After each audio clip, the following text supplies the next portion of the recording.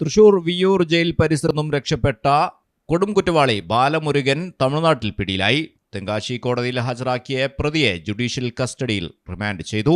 തമിഴ്നാട്ടിലെ ട്രിച്ചിക്ക് സമീപം ബൈക്കിൽ സഞ്ചരിക്കുമ്പോഴാണ് ബാലമുരുകനെ പിടികൂടിയത്. തുടർന്ന് ഊട്ടുമല പോലീസ് സ്റ്റേഷനിൽ എത്തിക്കുകയായിരുന്നു. രാത്രിയോടെ മധുര പാളയംകോട്ടയിൽ മജിസ്ട്രേറ്റിന് മുന്നിൽ ഹാജരാക്കി പ്രതിയെ തൃശൂർ വിയ്യൂർ പോലീസിനെ കൈമാറുന്ന അടക്കമുള്ള നടപടികൾ ആരംഭിച്ചു.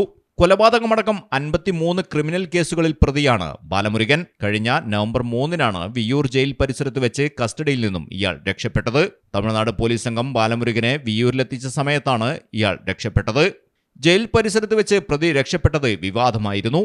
പോലീസ് കസ്റ്റഡിയിൽ നിന്നും രക്ഷപ്പെട്ട കൊടും കുറ്റവാളി ബാലമുരുകൻ തമിഴ്നാട്ടിൽ ഉണ്ടെന്ന വിവരം നവംബറിൽ തന്നെ പോലീസിന് ലഭിച്ചിരുന്നു. ഇക്കാര്യം സ്ഥിരീകരിക്കുന്ന തെളിവുകളും പോലീസിന് ലഭിച്ചിരുന്നു. കോയമ്പത്തൂരിൽ നിന്നും ബാലമുരുകൻ ഭാര്യയെ ഫോൺ വിളിച്ചെന്നും പോലീസ് കണ്ടെത്തിയിരുന്നു. നവംബർ 3 രാത്രി 9:45 തമിഴ്നാട് പോലീസിന്റെ കസ്റ്റഡിയിൽ നിന്നാണ് ബാലമുരുകൻ രക്ഷപ്പെട്ടത്.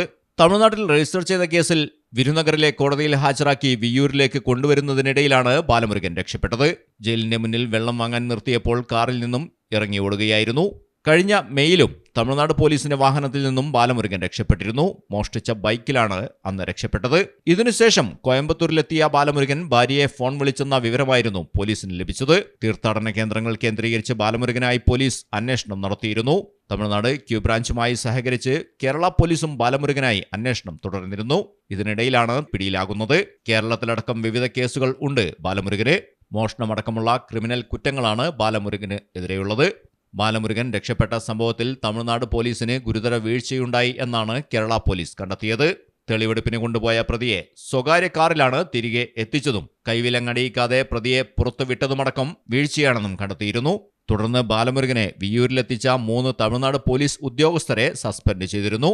News desk Malayalam television. 35 വർഷത്തെ സുവർണ പാരമ്പര്യം. സഫ ഗോൾഡ് ആൻഡ് ഡയമണ്ട്സ് ഇപ്പോൾ പെരിന്തൽമണ്ണയിലും.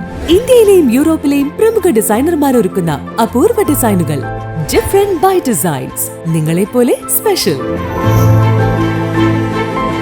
ഓരോ പർച്ചേസിനും ഉറപ്പായ സമ്മാനം. 3 ഭാഗ്യശാലികളെ കാത്ത് വിദേശ ഹണിമൂൺ ട്രിപ്പും സൗജന്യ ഇൻഷുറൻസിനൊപ്പം കാതുകുത്തലും ഫ്രീ. സഫ ഒരുക്കുന്ന ഷോപ്പിംഗ് അനുഭവം നേരിൽ ആസ്വദിക്കൂ. Safa gold and diamonds. Different by designs. സ്വർണത്തിനൊപ്പം സഫയുടെ ഉറപ്പും മനോഹാരിതയും.